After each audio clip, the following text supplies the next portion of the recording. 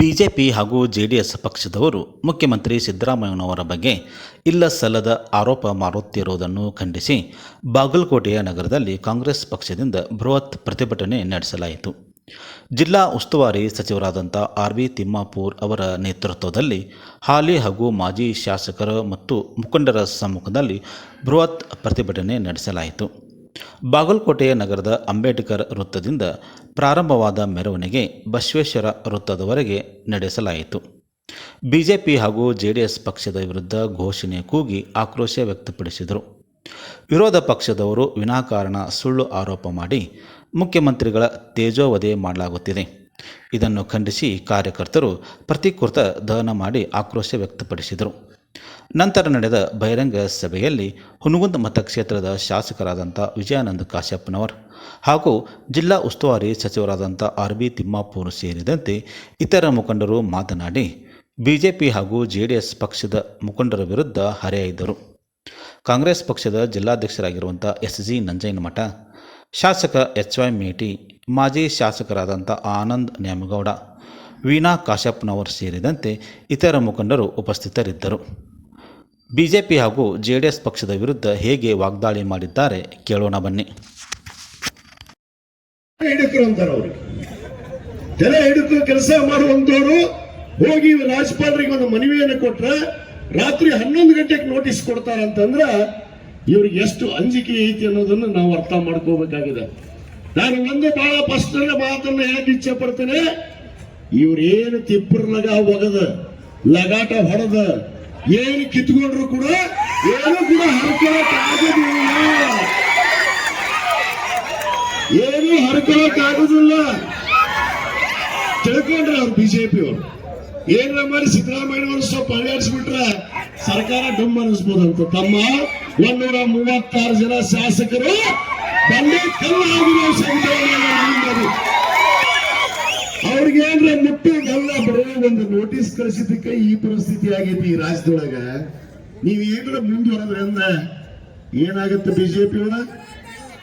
ನೀವ್ ಅದಿರಲ್ಲ ಶಾಂತಿ ನಿಮ್ದಿಂತ್ರ ಏನ್ ನಾವು ಸರ್ಕಾರ ಮಾಡಿವಿ ಅಂತ ಕೇಸಿತಿರಲ್ಲ 400 ಪಾರ್ ಅಂತೇಳಿ ನಿಮ್ ನರೇಂದ್ರ ಮೋದಿ ನಿಮ್ಮ ಗೃಹ ಸಮಾಜ ಕಿತ್ತೊಗೆಯುವಂತ ಕೆಲಸ ಇವತ್ತು ಜನರು ಮಾಡ್ತಾರೆ ಅನ್ನೋದನ್ನ ನಾನು ಬಹಳ ಎಚ್ಚರಿಕೆ ಗಂಟೆಯನ್ನ ಬಿಜೆಪಿ ಅವರಿಗೆ ನಾನು ಹೇಳಕ್ ಇಚ್ಛೆ ಪಡ್ತೀನಿ.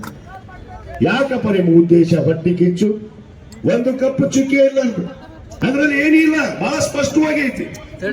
ನಾವು ಸಂತ್ರಸ್ತರು. ಅದೇ ತರ ನಮ್ಮ ತಾಯಿ ಸಿದ್ದರಾಮಯ್ಯನವರ ಧರ್ಮಪತ್ನಿ ಶ್ರೀಮತಿ ಪಾರ್ವತಿ ಸಿದ್ದರಾಮಯ್ಯನವರು ಸಂತ್ರಸ್ತರು.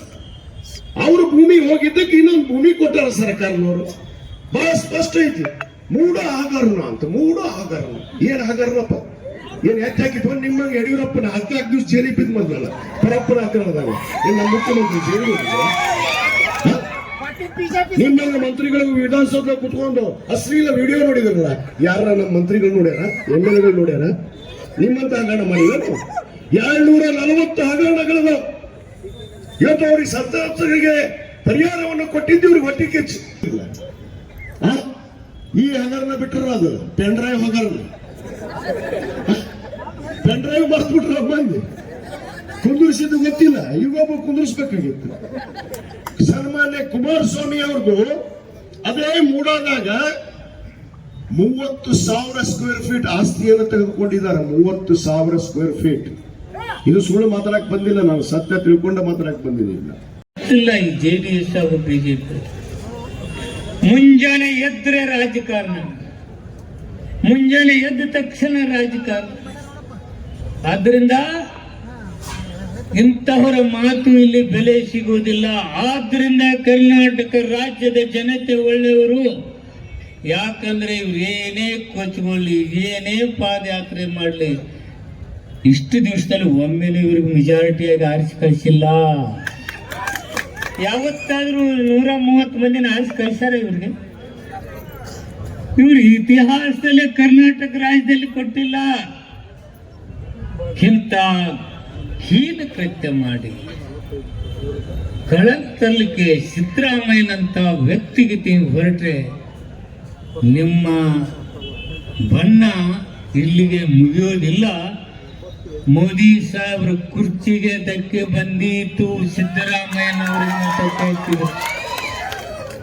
ದೇಶ ಹೇಳ್ತಾ ಇದೆ, ಬಡವರು ಎದ್ದು ಹೇಳ್ತಾರೆ, ಹಿಂದುಳಿದವರು ಹೇಳ್ತಾರೆ, ಸರ್ವ ಜನಾಂಗನ ಪ್ರೀತಿ ಮಾಡ್ತಕ್ಕಂಥ ಬಸವ ತತ್ವ, ಬೌದ್ಧ, ಅಂಬೇಡ್ಕರ್ ತತ್ವದಲ್ಲಿ ವಿಚಾರಧಾರೆಯನ್ನ ಜನತೆಗೆ ಕೊಡುವುದರ ಮೂಲಕ ನಾನು ಅಂಬೇಡ್ಕರ್ ಅನುಯಾಯಿ, ಬಸವಣ್ಣನ ಅನುಯಾಯಿ, ಬುದ್ಧನ ಅನುಯಾಯಿ ಅಂತೇಳಿ ಕಾರ್ಯಕ್ರಮ ಕೊಡ್ತಕ್ಕಂಥ ಸಿದ್ದರಾಮಯ್ಯನವರಿಗೆ ಧಕ್ಕೆ ಹಚ್ಚುವ ಕೆಲಸ ಮಾಡಬೇಡಿ. ನಿಮ್ಗೆ ವಿನಂತಿ ಮಾಡ್ಕೋತಿದ್ದೀನಿ. ಅವ್ರಿಗೇನಾದ್ರೂ ಧಕ್ಕೆ ತಂದ್ರೆ ನಿಮಗೆ ಉಳಗಾಲ ಇಲ್ಲ ಅಂತಕ್ಕಂಥ.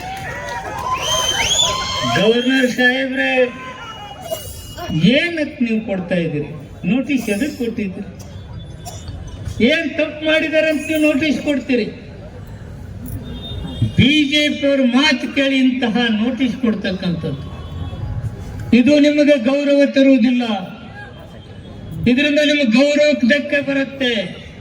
ಇವತ್ತು ಮತ್ತೊಮ್ಮೆ ವಿಚಾರ ಮಾಡಿದ್ದೆ, ನಾವು ಕ್ಯಾಬಿನೆಟ್ ದಲ್ಲಿ ಹೇಳಿದ್ದೀವಿ.